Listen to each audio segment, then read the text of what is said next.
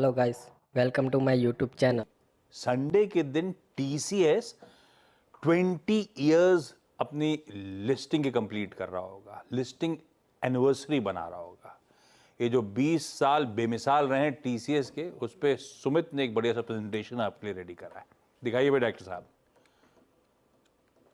तो देश की दूसरी सबसे बड़ी कंपनी टीसीएस की लिस्टिंग के 20 साल पूरे हो गए। दरअसल ये कंपनी का जो स्टॉक था वो 25 अगस्त सन 2004 को लिस्ट हुआ था और वहां से लेके अब तक यानी कि 25 अगस्त 2024 तक आते आते करीब 20 साल इसकी लिस्टिंग के पूरे हो चुके हैं। और इसने ना केवल देश में एक अच्छी ग्रोथ दिखाई है आईटी स्पेस को लेकर, बल्कि इसने निवेशकों को भी काफ़ी हद तक रिवॉर्ड करते हुए दिखाई पड़े हैं।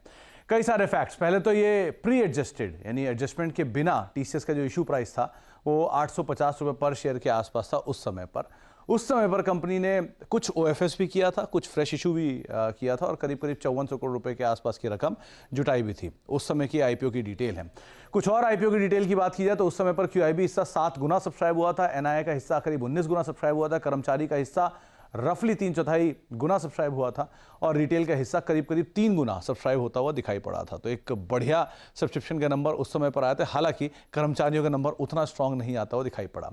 कंपनी ने 2006 में 1:1 बोनस दिया, 2009 में भी 1:1 बोनस दिया, 2018 में भी 1:1 बोनस दिया। मल्टीपल बायबैक्स भी कंपनी कर चुकी है इसके अलावा। तो ये कुछ शेयर होल्डर्स के रिवॉर्ड है जो दे चुके हैं। कंपनी से जुड़े कुछ और इंटरेस्टिंग फैक्ट, जहां पे देश की दूसरी सबसे बड़ी कंपनी है मार्केट कैप के लिहाज से, आईटी सेक्टर की ये सबसे बड़ी कंपनी है मार्केट कैप के लिहाज से भी और प्रॉफिटेबिलिटी के लिहाज से भी। टाटा ग्रुप की कुल मार्केट कैप का 47% हिस्सा टीसीएस का है। इंटरेस्टिंग फैक्ट यह है कि 2011 से लेकर 2021 तक टाटा ग्रुप की कुल मार्केट कैप का 50% से ज्यादा का हिस्सा अकेला टीसीएस देता था। तो एक डिकेड तक यहां पे इसने लीडरशिप को मेंटेन रखा है। टाटा ग्रुप की मार्केट कैप का ऑलमोस्ट आधा हिस्सा अभी भी टीसीएस से आता हुआ दिखाई पड़ रहा है। साथ ही साथ 5वीं सबसे ज्यादा मुनाफा कमा के देने वाली कंपनी है देश की। और अगर इन 5 कंपनियों की बात की जाए, इनफैक्ट टीसीएस के कुल कर्मचारी जो हैं वो 6 लाख के आसपास हैं, जबकि टाटा सन्स के कुल कर्मचारी जो हैं वो रफली 10 लाख के आसपास है। तो कुल कर्मचारियों का मतलब टाटा सन्स के 60% हिस्सा अकेला टीसीएस से आता हुआ दिखाई पड़ता है, जिसमें भी टीसीएस के 82 से 92% जो कर्मचारी हैं वो भारतीय मूल के हैं।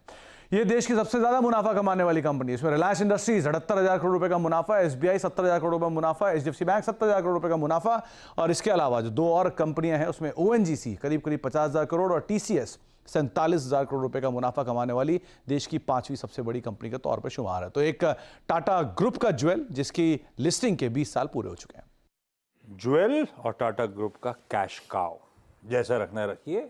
सबसे बड़ी, सबसे